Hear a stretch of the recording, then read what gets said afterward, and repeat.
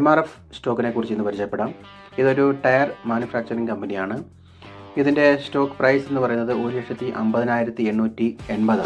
അപ്പോൾ ഇതിൻ്റെ chart analyse ചെയ്യുമ്പോഴത്തേക്കും ഒരു ബ്രേക്ക്ഔട്ട് പോയിന്റിലേക്കാണ് വന്നിരിക്കുന്നത്.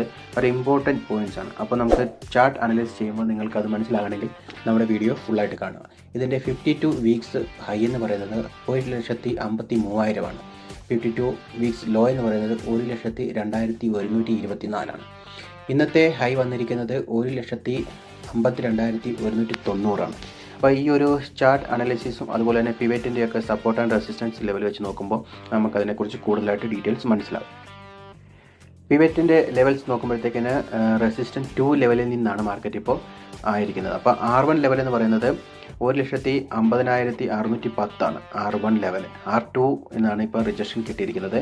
1,50,130 51,300 ആണ് അതിൻ്റെ റെസിസ്റ്റൻസ് കാണിച്ചിരിക്കുന്നത്.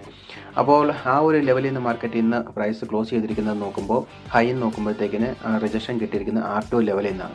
ഓൾമോസ്റ്റ് മാർക്കറ്റിൻ്റെ പെർഫോമൻസ് നോക്കുമ്പോൾ ഇയർലി 9.21%, മന്ത്ലി നോക്കുമ്പോഴത്തേക്കിന് 15.39% ആണ് ഇതിന് ഗ്രോത്ത് ഉണ്ടായിരിക്കുന്നത്.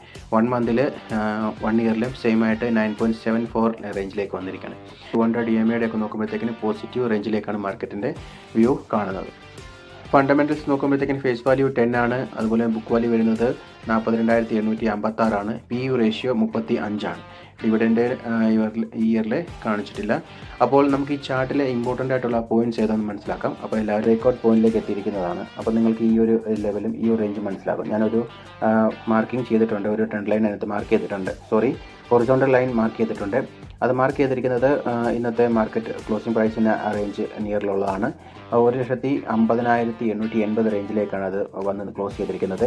ഈ ഒരു ലെവലിൽ നിന്ന് മാർക്കറ്റ് അപ്സൈഡിലേക്ക് പോകാൻ വളരെ സാധ്യതയുണ്ട്. ഇവിടുന്ന് ഒരു 10,000 എബോവ് ഒരു മൂവ്മെൻറ്റ് നമുക്ക് ഇവിടുന്ന് പ്രതീക്ഷിക്കാം.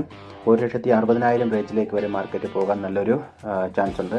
ഈ ഒരു മൂവ്മെൻറ്റ്സ് വരുന്നത് തന്നെ നല്ലൊരു ഡൗൺ ട്രെൻഡിൽ നിന്നാണ്. അതായത് 52 വീക്സ് ലോയിൽ നിന്ന് ഒരു ഹൈയിലേക്ക് വന്നിരിക്കുകയാണ്. അപ്പോൾ നല്ല സപ്പോർട്ടോടു കൂടിയാണ് മാർക്കറ്റ് അപ്സൈഡിൽ മൂവ് ആയിരിക്കുന്നത്.